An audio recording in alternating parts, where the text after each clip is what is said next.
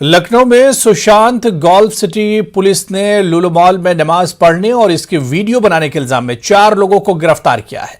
गिरफ्तार मुलजिमीन लखीमपुर, सीतापुर और लखनऊ के रहने वाले हैं।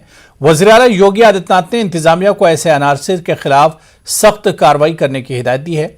Additional deputy commissioner of police south Rajesh Kumar Srivastava के मुताबिक गिरफ्तार शुदगान में लखीमपुर खीरी के रहने वाले मोहम्मद रेहान, इंदिरा नगर के अतीक, मोहम्मद लुकमान और सीतापुर के मोहम्मद नोमान शामिल हैं। मुलजिमीन ने एतराफ किया है कि 12 जुलाई को लुलु मॉल के अहाते में बगैर इजाजत के नमाज अदा की थी और इसका वीडियो भी बनाकर सोशल मीडिया पर वायरल कर दिया था। इन चारों के साथ कुल 9 लोग नमाज पढ़ने गए थे।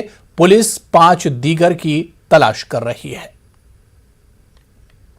दिनांक 19 जुलाई 2022 को थाना सुशांत गोल्फ सिटी की पुलिस इंस्पेक्टर श्री शैलेंद्र गिरी के नेतृत्व में कार्रवाई करते हुए सर्वेलेंस एवं इलेक्ट्रॉनिक साक्ष्य और सीसीटीवी फुटेज के आधार पर काम करते हुए इन्होंने दिनांक 14 तारीख को सुशांत गोल्फ सिटी में ही लुलु मॉल के मैनेजर सिप्तेन हुसैन द्वारा दी गई तहरीर के आधार पर जो मुकदमा पंजीकृत हुआ था 362/22, उस मुकदमे में अज्ञात अभियुक्तों के खिलाफ पंजीकृत हुआ था, जिन लोगों के द्वारा बिना किसी अनुमति के सार्वजनिक स्थान पर लुलु मॉल के एक जगह पर नमाज अदा की गई थी। उनके 4 लोगों को सीसीटीवी फुटेज एवं सर्वेलांस के आधार पर चिन्हित किया गया।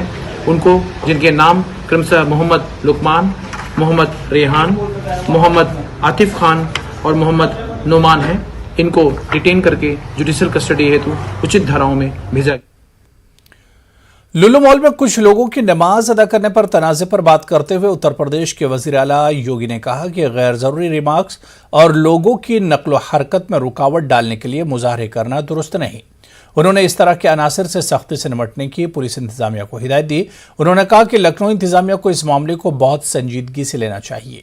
इस तरह की परेशानी पैदा करने की कोशिश करने वाले शरपसंदों के साथ सख्ती से निपटा जाना चाहिए। ऐसे ही लखनऊ के अंदर भी देखने को मिला।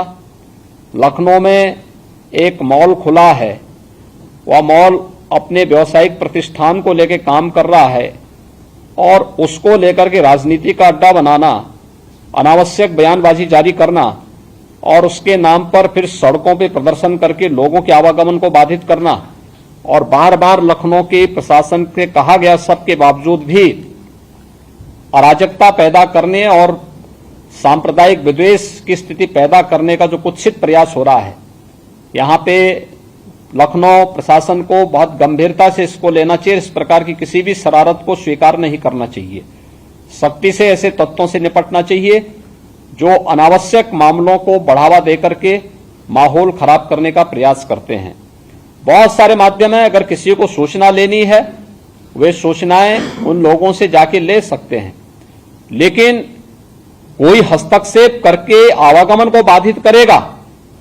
मैंने पहले कहा कि सड़कों पर या पूजा के लिए या किसी भी अन्य कार्यक्रम के लिए कोई जगह नहीं होनी चाहिए और इसको किसी भी प्रकार की अनुमति नहीं दी जानी चाहिए। जो शासन ने पहले से व्यवस्था बनाई है उसको हम सख्ती से लागू करें, इन चीजों को तय करें। मेरठ की मोहना तहसील के Kasturba Gandhi boarding girls school में 1 दर्जन से ज्यादा तालिबात की तबीयत अचानक खराब होने के बाद इन्हें अस्पताल में दाखिल करना पड़ा। स्कूल स्टाफ और बच्चों के मुताबिक सुबह का नाश्ता करने के बाद बच्चियों की तबीयत खराब होने लगी। तालिबात को पहले मोहना कम्युनिटी हेल्थ सेंटर में भर्ती कराया गया, जहां 4 लड़कियों की तबीयत ज्यादा खराब होने के बाद इन्हें जिला अस्पताल मुंतकिल किया गया। डॉक्टरों के मुताबिक लड़कियों की हालत का जायजा लेने के बाद मामला फूड पॉइजनिंग का लग रहा है। वहीं बीएसए का कहना है कि तबीयत खराब होने की वजह गर्मी और उमस का होना है। ताहम बच्चियों को नाश्ते में दी गई खाने पीने की अशिया का नमूना लेकर जांच के लिए भेजा गया है। 10 बजे के बाद से हमारे पास 2 बच्चियां आई थी जिनकी तबीयत थोड़ी ज़्यादा खराब थी, तो फर्स्ट एड देने के बाद हमसे यहाँ जितना हो सकता था हमने उसको मैनेज किया। उसके बाद हमने उन्हें जिला अस्पताल के लिए रेफर कर दिया, लेकिन वहाँ से अभी पता चला है कि वो भी बच्चियाँ ठीक हैं बिल्कुल। और उसके बाद हमारे पास लगभग 8 बच्चियाँ आई हैं, जिसमें से 2 अभी भी थोड़ी सी क्रिटिकल हैं। हम मैनेज करने की कोशिश कर रहे हैं, यदि हमारे पास मैनेज नहीं हो पाएगा तो हम उन्हें आगे भेज देंगे, रेफर कर देंगे। सबसे बड़ी समस्या हमारे सामने जो आ रही है चिकित्सकों की कमी है। जैसा समझ में आ रहा है पैनिक अटैक है या सुबह बता रहे हैं कि उन्होंने पकौड़ी खाई है। अब उसका तो जांच के बाद ही पता चलेगा, लेकिन फूड पॉइजनिंग जैसा लग रहा है, हल्के लक्षण है। थोड़ा फूड का भी, खाने का भी जो सुबह इन्होंने चाय और पकौड़ी का नाश्ता किया था, तो उसका भी सैंपल हमने रख लिया है। अभी हमने फूड सेफ्टी वालों को बुलवाया है, उसका भी सैंपल देंगे, तब जांच में आ पाएगा कि क्या है, कहीं फूड पॉइजन की वजह से तो नहीं हुआ है। जैसे मुझे तो जहां तक लग रहा है कि ये गर्मी की। मुल्क में मुसलसल बढ़ रही महंगाई से अभी आवाम को राहत भी नहीं मिली थी कि हुकूमत ने रोजमर्रा की खुर्दनी अशिया पर 5% जीएसटी लगाने का ऐलान कर दिया, जिसके बाद लोगों में सख्त बेचैनी देखी जा रही है। मुल्क की 75 साल तारीख में यह पहला मौका है जब दूध, दही, आटा, दाल वगैरह पर जीएसटी लगाई जा रही है।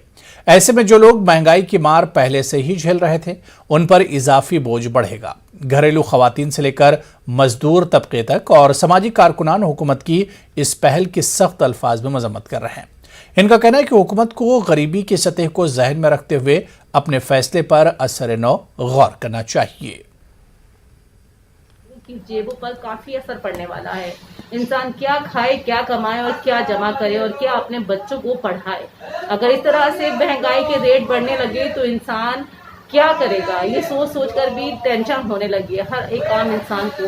देखिए महंगाई तो बहुत हो गई है, अब आगे भी बहुत ज़्यादा परेशानी हो जाएगी इन चीज़ों पे। तो जिन चीज़ों पे लग रही है इसके लिए क्या कहेंगे? अब गरीब लोग तो कैसे करेंगे ये बताओ। दूध दही है और काफ़ी चीज़ें हैं, आटा दाल।